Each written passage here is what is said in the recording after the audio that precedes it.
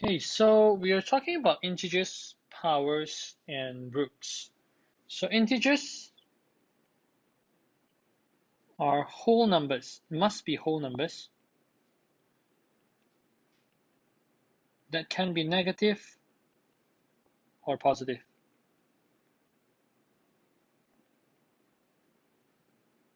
So we can go on about this later on after this initial introduction. We'll talk more about integers. And then we have powers. Powers is when one number is multiplied by itself. So the higher the power is the how many times it must multiply itself. Okay, number of times the number has to multiply by itself. So for example, if I tell you the second power of 5, normally we read this as 5 square. Sometimes we also read it as the second power of 5. Same thing. When we read it like that, basically it means that we need to take 5 times 5, we get 25. Very important that you understand what's happening here because the root is just the opposite method. Root of it is to find out the initial number before multiplying by itself.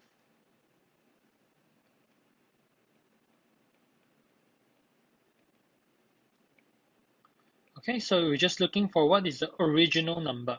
So for example, if I want to find the square root of 25, so this thing here is read as square root. This is square root. So what is the two numbers that multiply, what is the number that multiply by itself one time, or well, 2 times, and you get your answer as 25. So if you know, it will be 5 times 5. Okay, so the root of 25 is 5.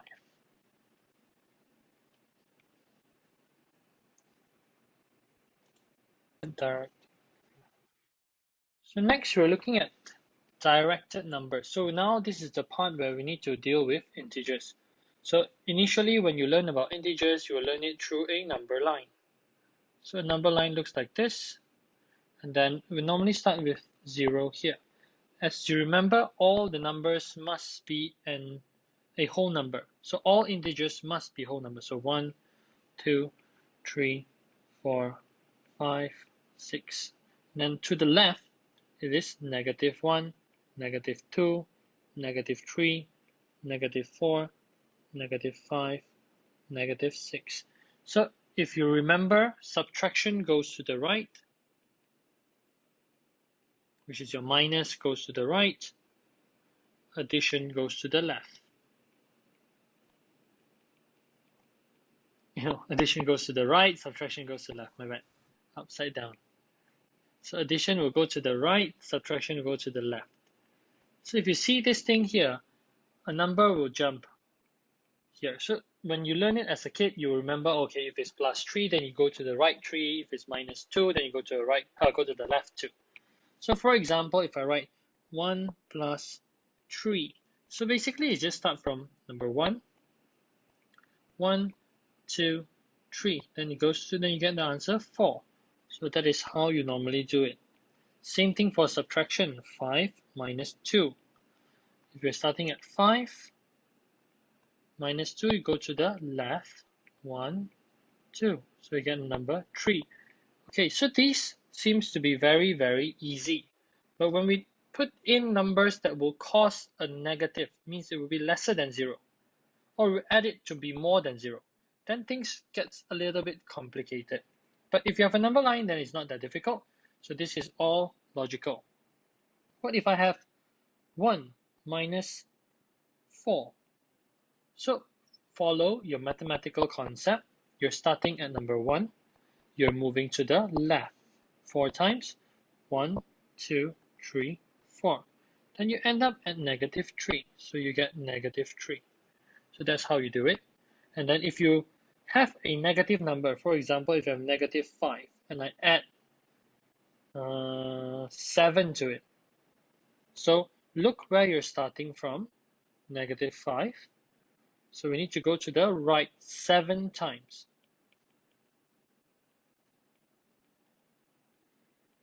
1, 2, 3, 4, 5, 6, 7 will end up at number 2. So that's how you do your addition and subtraction for your integers, which are your negative numbers as well as your positive numbers.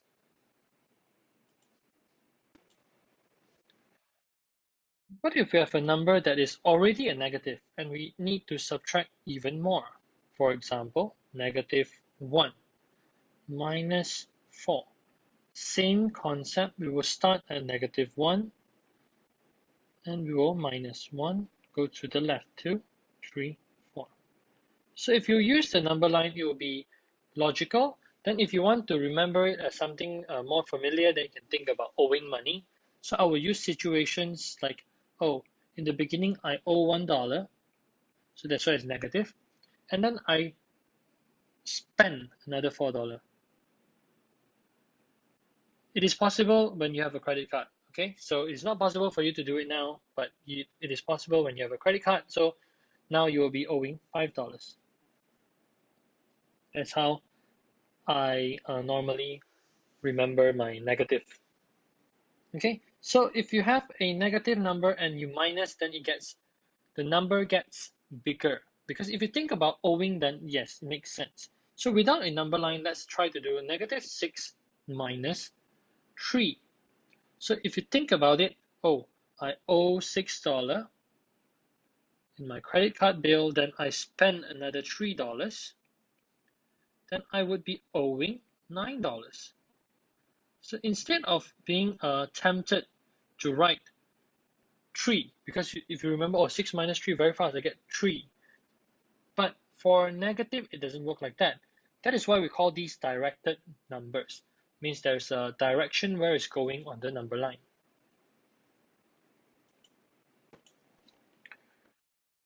What if we have numbers that looks like this? Negative 3 minus negative 2.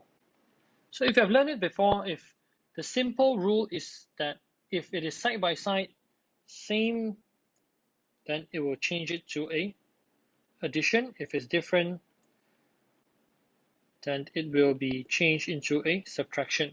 But why? How do I prove it in the number line? So it is just opposite. Is, for example, now I'm at negative 3. I need to minus negative 2. So it's as good as going to the left and going to the opposite direction. So going to left, opposite of left is right, so I have to go right twice. Because it's a negative negative. So it's what you call the double negative. It's like not bad, then that makes it good.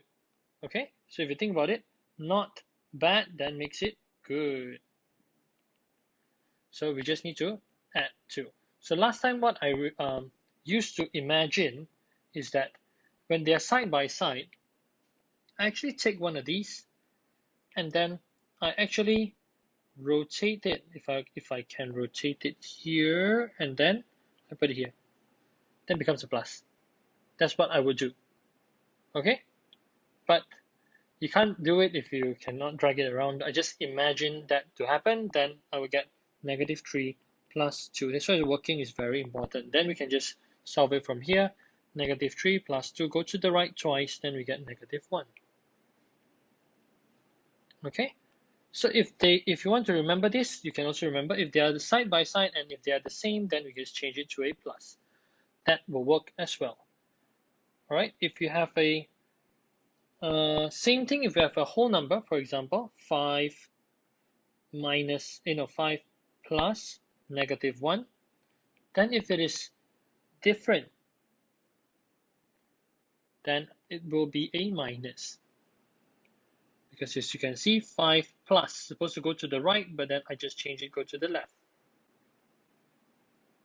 Okay, so now I have extra, so what I imagine is this thing we'll go and take away one of the line.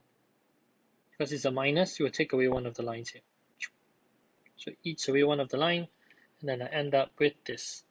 So it's just 5 minus 1. So I just write 5 minus 1, 4.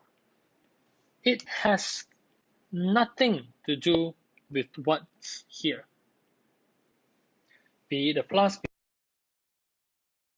no issue at all, because this is subtraction and addition. So this one you have to keep in mind. This only works for subtraction and addition. They must be side by side. If they're not, then we can't do much. It's as though as you want to do something about this, you can't really do much about it because there's nothing wrong with it. What if